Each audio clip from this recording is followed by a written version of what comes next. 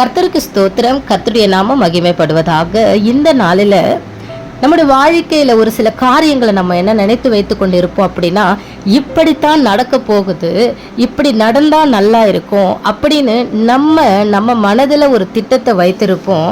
ஆனால் தேவன் அவருடைய மனதில் வைத்திருக்கிற திட்டத்தின் தீர்மானத்தின்படி தான் நம்முடைய வாழ்க்கையில், நம்முடைய குடும்பத்தில் எல்லாவற்றையும் அவர் செய்கிறவராக இருக்கிறார். ஆமென், அல்லேலூயா. நம்ம 2 ராஜாக்கள் 5ஆம் அதிகாரத்தில் சீரியா ராஜாவின் படை தலைவனை குறித்து, நாகமானை குறித்து இந்த நாளில் நம்ம என்ன பண்ண போகிறோம் அப்படின்னா தியானிக்க போகிறோம். ஆமென்.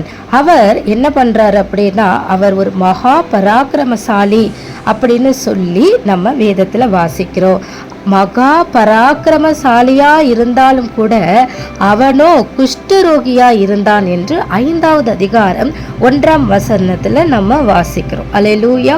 எத்தனையோ பேரை நம்ம பார்ப்போம், அவங்க மறுபடியும் எப்படி இருப்பாங்க, நல்ல ஒரு பலசாலியா இருப்பாங்க, நல்ல ஒரு ஆசீர்வாதம் உள்ளவர்களா இருப்பாங்க, நல்லா படித்தவங்களா இருப்பாங்க. ஆனாலும் அவங்களுடைய வாழ்க்கையில நம்ம பார்த்தோம் அப்படின்னா ஏதாவது ஒரு வியாதியோ ஏதாவது ஒரு அந்த சூழ்நிலையில ஒரு சந்தோஷம் காணப்படாத, ஒரு மனமகிழ்ச்சி காணப்படாத சில காரியங்கள் அவர்களுக்கு இருக்கும். அல்லேலூயா, கர்த்தருக்கு ஸ்தோத்திரம். அப்படித்தான் நாகமானுக்கும் இருக்கிறது. ஆனா அந்த நாகமானுடைய மனைவியுடைய ஒரு பணிவிடை செய்கிற ஒரு பொண்ணு இருந்திருக்கிறாங்க. அவங்க என்ன பண்ணியிருக்கிறாங்க அப்படின்னா, நீங்கள் தீர்க்கதரிசி கிட்ட போனீங்க அப்படின்னா அவர் இந்த குஷ்டரோகத்தை நீக்கி விடுவார் அப்படின்னு சொல்லி ஒரு ஆலோசனை சொல்லி இருக்கிறாங்க. அல்லேலூயா. யாரு? ஒரு பணிவிடைக்காரி. கர்த்தருக்கு ஸ்தோத்திரம். நாம கூட பார்த்தோம் அப்படின்னா நம்ம ஒரு பெரிய ஒரு பதவியில் இருக்கும் பொழுது, ஒரு பெரிய காரியங்களில் நம்ம ஸ்தானத்தில் இருக்கும் பொழுது, நமக்கு கீழாக இருக்கிறவருடைய வார்த்தையை, ஆலோசனையை என்ன பண்ணிடுவோம் அப்படின்னா தள்ளி விட்டுருவோம். அல்லேலூயா. அவர்கள் சொல்லுவாங்க, இந்த வசனத்தை வாசிங்க, இந்த ஜெபம் நீங்கள் பண்ணுங்க, தேவ பாதத்தில் நீங்கள் இப்படி இந்த நேரத்தில் உட்காருங்க, தேவனிடத்தில் நீங்கள் பொருத்தனை பண்ணிக்கோங்க, நீங்கள் தேவனிடத்தில் என்ன பண்ணுங்க, உங்களை தாழ்த்துங்க அப்படின்னு சொல்லி ஏதாவது ஒரு ஆலோசனை வரும்பொழுது தள்ளி விட்டுருவாங்க. ஆனால் நாகமான் என்ன பண்ணலை, அந்த வார்த்தை அவர் தள்ளி விடலை. அல்லேலூயா, கர்த்தருக்கு ஸ்தோத்திரம். அப்போ அவர் என்ன பண்ணுறாரு, சரின்னு சொல்லி அந்த பெண், இவ யார் சொல்கிறதுக்கு கேட்காம அந்த பெண் சொல்கிறத கேட்டு சரின்னு சொல்லி அவர் என்ன பண்ணுறாரு, கிளம்பி போகிறாரு. கர்த்தருக்கு ஸ்தோத்திரம். அவருடைய கையில் என்ன பண்ணுறாரு, காணிக்கை எடுத்துக்கிறாரு. அல்லேலூயா, கர்த்தருக்கு ஸ்தோத்திரம். அப்போது என்ன பண்ணுறாங்க அப்படின்னா, சீரியா ராஜா, இஸ்ரவேலின் ராஜா என்ன பண்ணுறாங்கன்னா நிருபத்தை கொடுக்குறாங்க. அதில் அந்த நிருபத்தில் உம்மிடத்தில் ஊழியக்காரர் நாகமான கொண்டு வரும்பொழுது நீங்கள் அந்த குஷ்டரோகத்தை நீக்கி சொஸ்தப்படுத்துங்க அப்படின்னு சொல்லி ஒரு நிருபம் சீரியா ராஜா இஸ்ரவேல் ராஜாவினிடத்தில் அனுப்புகிறாரு. கர்த்தருக்கு ஸ்தோத்திரம். அப்போ இஸ்ரவேலின் ராஜா அந்த நிருபத்தை வாசித்த போது என்ன பண்ணுறாங்கன்னா, நான் குஷ்டரோகத்தை நான் போய் நீக்கிறதா, நான் எப்படி செய்ய முடியும் அப்படின்னு சொல்லும் பொழுது அந்த இடத்துல யார் வர அப்படின்னா தீர்க்கதரிசி, இஸ்ரவேலிலே தீர்க்கதரிசியாக இருக்கிற யார் வராருன்னா எலிசா வராரு. அல்லேலூயா. அப்போ எலிசா என்ன சொல்கிறாருன்னா, நீ போ, யார்கிட்ட, நாகமான் கிட்ட சொல்கிறார், நீ போ, யோர்தானில் 7 தடவை ஸ்நானம் பண்ணு, அப்போது உன்னுடைய மாம்சம் மாறிடும், நீ சுத்தமாவா என்று சொல்கிறாரு. அப்போ நாகமானுக்கு ஒரு கோபம், பயங்கர கோபம் வருது. அல்லேலூயா.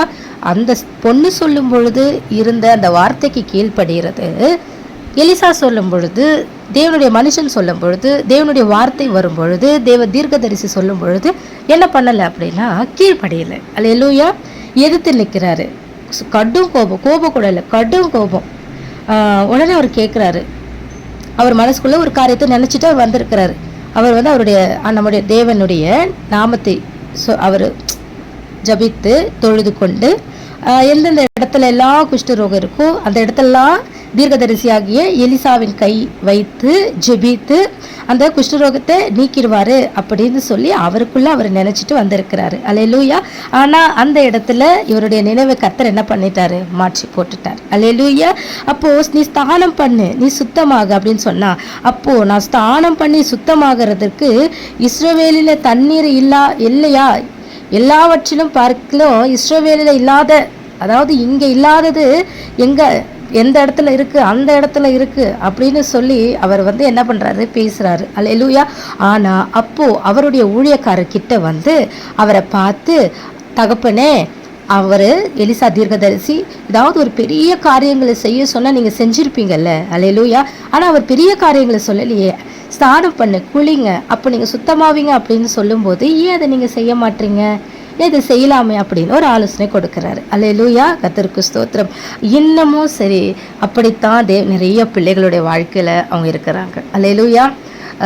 ஒரு சிலரை பார்ப்போம், அவர்கள் பிசாசு பிடித்திருக்கும் பொழுது அவர்களை கைகளை வைத்து அவர்களை உருட்டி பெரட்டி அப்படியே அவங்கள சுழல வச்சு அப்படி செஞ்சால் அப்பா இந்த பாஸ்டருக்கு நிறைய வல்லமை இருக்குது, அபிஷேகம் இருக்குது, அப்போ பெரிய ஊழியக்காரங்க போல இருக்குது அப்படின்னு சொல்லி நினைப்பாங்க. அல்லேலூயா. அது மாத்திரம் இல்லை, இவங்க மனசுக்குள்ளே இருக்கிற காரியத்தை வெளிப்படுத்திட்டா இவங்க பெரிய தீர்க்கதரிசி போல இருக்கு அப்படின்னு சொல்லி நினைப்பாங்க. அல்லேலூயா.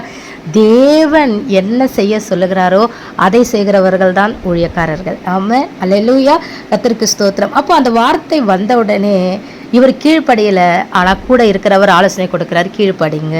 அல்லேலூயா. எத்தனை பேருக்கு தேவனுடைய வார்த்தை வரும்பொழுது மனசுக்குள்ளே என்ன வருது, இது என்னது, இது இவ்வளோ ஒரு இப்படி ஈஸியாக சொல்கிறாங்க அப்படின்னும் பொழுது கூட இருக்கிறவங்க எப்படி சொல்லுவாங்க, ஆமாம் இந்த ஊழியக்காரங்க சரியில்லை, இந்த ஊழியக்காரி சரியில்லை, நீங்கள் என்ன பண்ணலாம், அங்கே போகலாம், அங்கே வந்துருங்க போகலான்னு சொல்லி அவர் கூட்டிகிட்டு போயிருந்தாருன்னா நாகமனுடைய குஷ்டரோகம் என்ன இருக்காது, சரியா இருக்காது. அல்லேலூயா. ஆனால் அந்த ஆலோசனை சரியான நேரத்தில் வந்தது பாருங்கள். அல்லேலூயா. அப்போது அந்த பெண்ணுக்கு கீழ்ப்படிந்த நாகமான், அல்லேலூயா, தேவ வார்த்தைக்கு கீழ்ப்படியலை. ஆனால் தேவ வார்த்தைக்கு கீழ்ப்படியலைனாலும் கூட இருந்தவர் ஆலோசனை சொல்லி கீழ்ப்படிந்ததுனால என்ன ஆச்சு, அவர் இறங்குறாரு. ஆண்டவரோட தேவ வார்த்தை வருது. தேவ வார்த்தை தேவ மனுஷனுடைய வார்த்தையின் மூலம் வருது. அப்போ யோர்தானில் 7 தரம் முழுகிறாரு. அப்போ அவருடைய மாம்சம் ஒரு சிறு பிள்ளையின் மாம்சத்தை போல மாறி அவர் சுத்தமானான். ஆமென். அல்லேலூயா, கர்த்தருக்கு ஸ்தோத்திரம். இன்றும் தேவனுடைய வார்த்தை உங்களுக்கு வருகிறது. உங்கள் வாழ்க்கையில் நீங்கள் என்ன கஷ்டம், உங்களுடைய ஆத்மாவில் என்ன கவலை, என்ன பலவீனம், சோர்வுகள் எது இருந்தாலும் சரி, இயேசு கிறிஸ்துவானவருடைய இரத்தத்தில் நீங்கள் மூழ்கும் பொழுது, அவர் இரத்தத்தினாலே நீங்கள் கழுவப்படும் பொழுது உங்களுடைய ஆவி, ஆத்மா, சரீரம் அது பரிபூரண சுகத்தை அது பெற்றுக்கொள்ளும். ஆமென். அல்லேலூயா. பூரண சுகத்தை, சர்வாங்க சுகத்தை தேவன் அருளுகிறவராய் இருக்கிறார். ஆமென். அல்லேலூயா. இந்த காரியத்தை நான் சுருக்கமாக ஒரு 7 நிமிடம் மாத்திரம், இன்னைக்கு 5 நிமிடம் பேசுகிறேன் நான், இன்னைக்கு 7 நிமிடம் ஆயிடுச்சு. அல்லேலூயா, கர்த்தருக்கு ஸ்தோத்திரம். நீங்கள் இந்த காரியத்தை என்ன பண்ணுங்க, வாசிங்க, உட்காருங்க, தியானிங்க. கர்த்தர் உங்களோட கூட பேசுகிறவராய் இருப்பாராக. ஆமென். அவர் ரத்தமும், சிலுவையில் ஆண்டவர் சிந்தின ரத்தமும், அவர் நம்முடைய கரங்களில் கொடுத்திருக்கிற வேத வார்த்தையும், அவர் நமக்கு போதித்திருக்கிற அபிஷேகம் மாத்திரத்தில் அதில் மாத்திரம் நீங்கள் நிலைத்து இருப்பீர்கள். ஆனால் கர்த்தர் உங்களை ஆசீர்வதிப்பார். ஆமென். உள்ளதை உள்ளதென்றும் இல்லதை இல்லதென்றும் சொல்லி கண்டிக்கிற தேவ ஊழியர்களுக்கு கீழ்ப்படியுங்கள். உங்களை ஆவிக்குரிய வாழ்க்கையில் உங்களை உயர்த்த வேண்டும், சீஷர்களாய் மாற்ற வேண்டும் என நினைக்கிற ஊழியர்களுக்கு நீங்கள் கீழ்ப்படியுங்கள். பரலோக ராஜ்யத்துக்கு நேராய் உங்களை நடத்துகிற, உங்கள் ஆத்துமாக்களுக்கு உத்தரவாதியாக இருக்கிற தேவ மனிதர்களுக்கு நீங்கள், தேவ மனுஷிக்கு நீங்கள் கீழ்ப்படியுங்கள். கர்த்தர் உங்களை ஆசீர்வதிப்பாராக. ஆமென்.